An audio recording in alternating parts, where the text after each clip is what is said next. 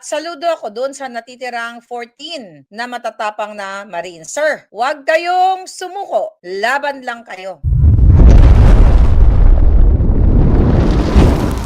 Gagawin talaga lahat ng mga bangag, ng mga kasabwat, ng mga maleta gang na manggipit, manakot, para bumaliktad o mag-recant ng kanilang mga testimonya. Pat I think ang isa doon sa nag-recant ay yun yung nagsabi, no? Yung 2B, I think, nagsabi na, hindi nagsabi, nagpakita siya mismo ng ebidensya ng picture na kung saan after the delivery of maleta ay nagpa-picture sila ni Sandro Charis. Pero hindi pa naman natin naririnig, no, ang kanilang recantation. But ganun pa man, balita pa lang, you know, na yung paghatid yun ng pera doon sa Ilocos at yung pag-describe niya mismo sa bahay ng mga bangag ay exactly the same.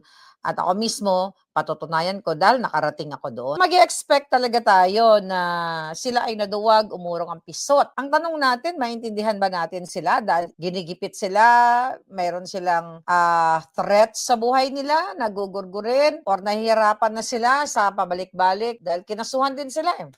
Para sa akin, ang isang tunay na matapang na sundalo, sabi nga nila, habang sinusugatan, habang minamaliit, habang tinatakot, ay lalong tumatapang. Ako dapat sundalo ko no? Dapat ako yung bagay na maging sundalo, hindi itong mga apat na pisot. Maaawa ba tayo sa kanila? I don't think so. Kasi maaring sabihin ng iba, naintindihan namin sila, kasi may pamilya sila, kaya di no tinatakot at walang pera. Then kung ganyan ang mentalidad ng mga sundalo o ng mga nasa gobyerno o bilang isang tao, dahil tinakot ka na bumaliktad ka na lang or else papatayin ka o gugurgurin ka, then lulunukin mo na lang yung pride mo, lulunukin mo na lang yung katotohanan, then para sa mas mamatay pa, mas masarap pang mamatay ng lumalaban kaysa kinikitil ang iyong karapatan. Apat sila ang nag-recant at kasabay ng pag-recant ng kanilang testamento o testimonya na sila ay nag-deliver ng pera, maletang pera, at sila ay dating tao ni Zaldico, ay kasabay din ng pag-atras ni Trillanes Trililing, okay, ng kanyang kaso laban sa mga coward Marines na ito. So ano pa nga ba? Di ba yung pattern? Sabi nga ni Attorney Baligod, ganun talaga. Si Trillanes ang isa sa mga may padihot o may nag-effort para mag-recant itong apat na coward soldiers, coward whatever.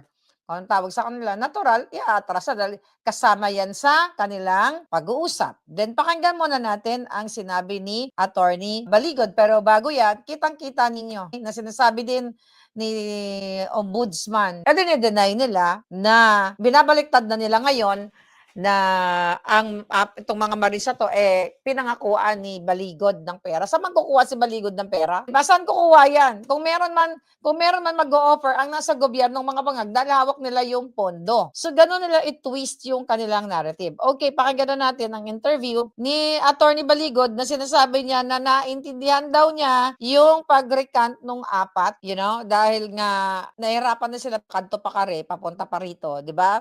At syempre, sabi ko nga, babalik ta rin talaga ng bangag administration, ng ombudsman, ng NBI, ng PNP, ng lahat ng mga yan na cash si Hodang ang aligasyon na tinakot, pinangakuan ng pera, di ba? Para daw gumawa ng affidavit noon, laban sa mga bangag. Okay, tignan natin.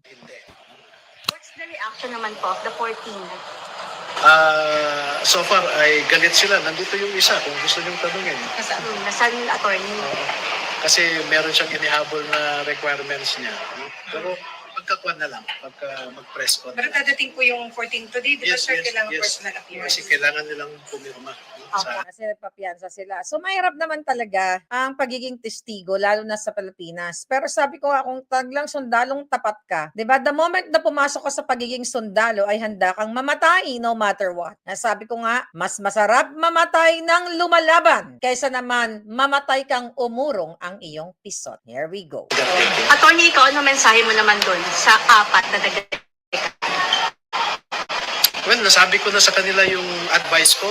Wala nung nagpapaalam sila na pagbibigyan nila yung kabila, no? At naintindihan ko yung So nagpapaalam sila kay Attorney Baligod na pagbibigyan ang kabila ang Bangag Administration sa pagkukumbinsi sa kanila sa pagrecant o pagbabaliktad ng kanilang mga sinumpang salaysay. sitwasyon nila. Pero huwag nilang sabihin na pinagkakakitaan ko sila or meron kaming scam na gustong isagawa kaya ginawa nila itong affidavit or na pinilit o tinakot sila or pinumesahan ko sila ng limpak-limpak na salapi ayon sa isang newspaper. Siyempre, ganyan talaga ang magiging script. Okay? At later on, itong apat na to, magpapile na yan ng kaso kay Attorney Baligod at sa iba pa. Nagagawa ng kwento, bibigyan ng script ng Bangag Administration ng Zatanas na ito ang sasabihin mo, ganito, ganyan, ganon. Ngayon lang ba ito nangyari sa Bangag Administration? Ever since na pumasok ang mga bangag, ay puro na lang paggagawa ng script. Tignan natin. May promise nga daw po Online, kayo no? na mabibigyan sila ng pera pero hindi ganun yung amount na Wala akong prinami. Well, Unang-una, sabi ko, saan kukuha si Baligod ng pera? 'Di ba? Ang isang abogado, okay, na ganyan ang trabaho as abogado na wala namang koneksyon sa gobyerno, wala namang malalaking negosyo na bilyon-bilyon, paano ka magpa-promise ng pera? So, obviously, mga kababayan, ay script na naman ito ng mga bangag. maririnig nyo sa iba pang 14 pagka nag-press con bukas kasi tatapusin lang namin itong pagpiyansa. No? Pero Tanungin nyo sila. so wala kayong promise na, na magkakaroon sila ng pera sa Ang pag-testify nila. promise ko sa kanila ay magtulungan kami. Kung may problema sila sa pamilya ay magsabi sila para mapagtulungan.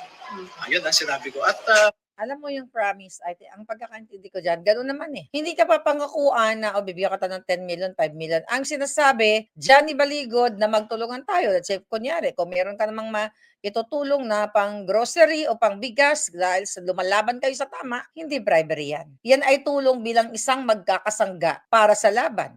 Dahil nga pinapahirapan ng bangag, sinasampahan ng kaso sa iba't ibang mga lugar, di ba? Tapos nagta-travel sila. But saludo ako doon sa natitirang 14 na matatapang na Marine. Sir, huwag kayong sumuko hanggang mamatay. Laban lang kayo. Pero siguraduhin niyo na huwag kayo ang magurgur, di ba? Kung kayo nasa bingid ng alanganin, dapat ipagtanggol ninyo. Pero sabi nga, nagsabi, wala nang tatamis pa. Tama ba yun? Hindi, iba pala yun. Wala nang tatamis pa sa pag-ibig sa bayan, something like that. Pero wala nang sasarap pa. Kung magugurgur ka lang naman. Wala nang sasarap sa feeling na nagurgur ka, lumisan ka sa mundong ito, na gumawa ka ng tama.